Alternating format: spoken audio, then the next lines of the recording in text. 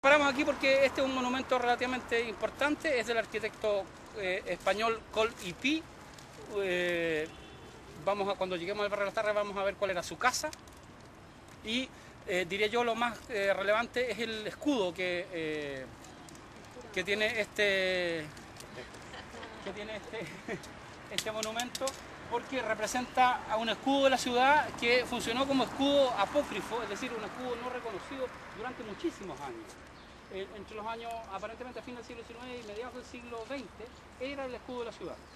Sin embargo, en los años 50 aproximadamente, un par de historiadores importantes, José Toribio Medina y otros, descubrieron que en rigor el escudo este era apócrifo, porque a alguien se le ocurrió que la ciudad del Mapocho era una ciudad que estaba rodeada por la cordillera.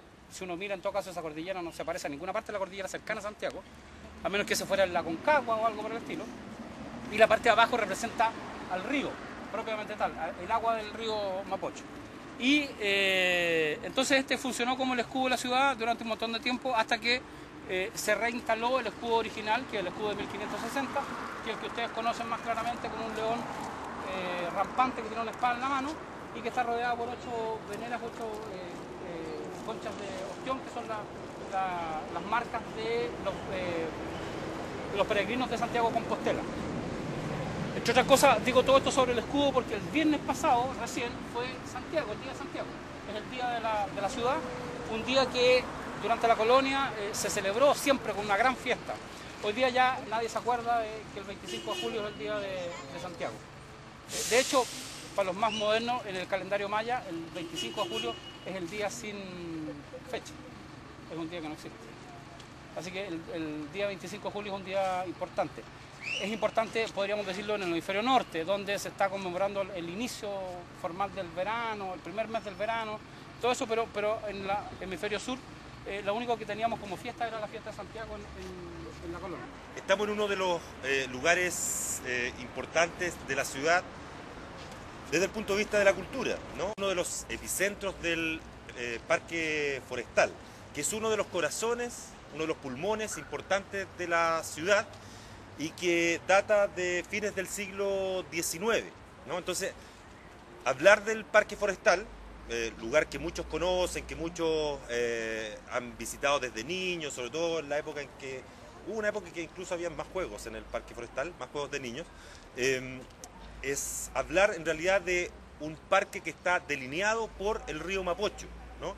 Que sigue la ruta del río Mapocho y que debe su existencia al hecho de que, no sé si ustedes se acuerdan de los tajamares del Mapocho, han escuchado hablar seguramente, ¿no? Que eran las defensas naturales las defensas que se construyeron para detener las crecidas del río. Bueno, los tajamares del Mapocho, los más importantes, los más cercanos a nuestros tiempos, son de fines del siglo XVIII, principios del siglo XIX, ¿no? Sin embargo, cuando se decide canalizar el río Mapocho, darle la estructura que tiene hoy día, se gana un terreno, que es este que estamos pisando aquí.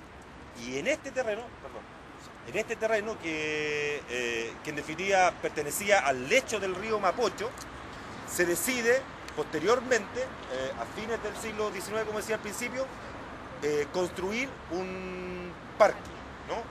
Regalarle a la ciudad un parque. Respecto de la historia de los parques, hay que contar que antiguamente los lugares públicos eran, en la época colonial, las plazas, ¿no? Las plazas, y principalmente la Plaza de Armas, que era el lugar central, ¿no? De la ciudad. Recuerden que la ciudad era bastante pequeña, como dijimos al principio. Entonces, aparte de la plaza, no existían prácticamente lugares públicos, salvo esos pequeños espacios que estaban, por ejemplo, frente a las iglesias, que también eran llamadas plazas, ¿no? Pero eran lugares bastante pequeños. Y recién cuando se construyen los tajamares, se va a hacer un lugar habilitado, o se va a empezar a usar este lugar como sitio de paseo. Pero el paseo de los tajamares era muy distinto de lo que va a ser posteriormente el parque forestal, ¿no? Un parque que va a ser encargado a un diseñador, Jorge Dubois, para que plante en él, que le dé las características de este sendero, que permita caminar, que permita interactuar, etc.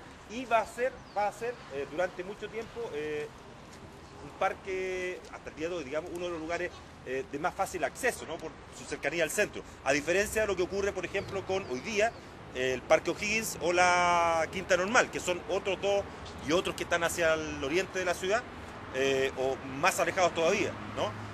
Como hacia Vespucio, por ejemplo, Gran Avenida, toda esa zona, ¿no? Por tanto, este parque, el Parque Forestal, reitero, recién tiene poco más de 100 años de existencia. Este es, decía yo, un epicentro porque estamos frente a dos de las instituciones culturales más importantes de la ciudad de Santiago, ¿no? El Museo de Arte Contemporáneo y el Museo Nacional de Bellas Artes, que en definitiva tiene va a celebrar en 2 años más su primer centenario. Y está también aquí en este espacio bastante notable la escultura de Botero con las típicas formas gordas que dibuja y que esculpe Botero. Una tal vez de las esculturas más simbólicas del Parque Forestal en los últimos años. Tal vez la más llamativa es la que está al inicio acá en la zona de la Plaza Italia, la zona de Baquedano, que es la Puente Alemán, ¿no? Pero hay dos lugares, reitero, físicos que albergan la cultura. No siempre este estuvo aquí, el Museo de Arte Contemporáneo y el Museo Nacional de Bellas Artes. Luciano, te quito el... Sí, efectivamente, como, como algo decía Volker, Luciano. dos cosas. El espacio que ocupa el Parque Forestal, si ustedes miran un plano de la ciudad, miran por ejemplo en Google Earth o algún plano, cualquier plano de la ciudad, se van a fijar que esta zona es una zona que es una suerte de terraplén que quedaba en una curva que da al río precisamente frente a la Escuela de Derecho, aquí en Pío Nono. De hecho, todas las inundaciones del Santiago colonial entraban a la ciudad precisamente por la calle Santo Domingo, por la calle Esmeralda y daban hasta casi la Plaza de Armas. Y la idea esta de que el río tenía dos brazos está desmentida precisamente por el hecho de que si ustedes miran un plano desde arriba, se van a fijar que el parque efectivamente, como decía Volker, es una zona que se le quitó al río. Y se le quitó a propósito de que se pudo hacer un tajamar relativamente firme hacia 1888. Tajamar que le costó a la ciudad el puente de Calicanto. Claro. Producto de cuando se estaba haciendo el tajamar del río, o sea, cuando estaba abovedando el río, los ingenieros que estaban a cargo socavaron una de las bases del puente y el puente se cayó en una crecida en agosto de 1888, es decir, hace 120 años. Una brutalidad porque decidieron botarlo inmediatamente. Otra cosa más sobre el parque a propósito de la escultura de Botero y de otras más como la Fuente Alemana que mencionaba Volker, el parque también tiene una cantidad importantísima de esculturas. Yo creo que podríamos hacer un recorrido casi exclusivamente de las esculturas, porque está Botero aquí, hay una estatua, un monumento, un homenaje a Sebastián Bach, aquí detrás donde está más cerca de la calle. De espalda está una de las pocas esculturas a Colón que están en Santiago. Y más allá hay varias otras que a Rodó, a Rubén Darío, también, muy bonita. Y a otra gente que vamos a ver más adelante. Los edificios, efectivamente este es el Museo de Arte Contemporáneo, antiguamente la Escuela de Bellas Artes, por eso allá arriba dice Academia de Bellas Artes. Y comparte el edificio con el Museo Nacional de Bellas Artes, como decía Volker. El Museo Nacional de Bellas Artes se crea a fines de 1880, 1879 se dice, durante la Guerra del Pacífico. Es interesante hacer notar en realidad que mientras parte del país peleaba en el norte contra Perú y Bolivia, en Santiago los artistas se reunían y se creaba el primer museo importante de Santiago. Es el primer museo de Bellas Artes del Cono Sur de América. Y se reúne primero por iniciativa de Blanco, uno de los primeros artistas que toma la batuta y que se instala primero en los altos del Congreso Nacional.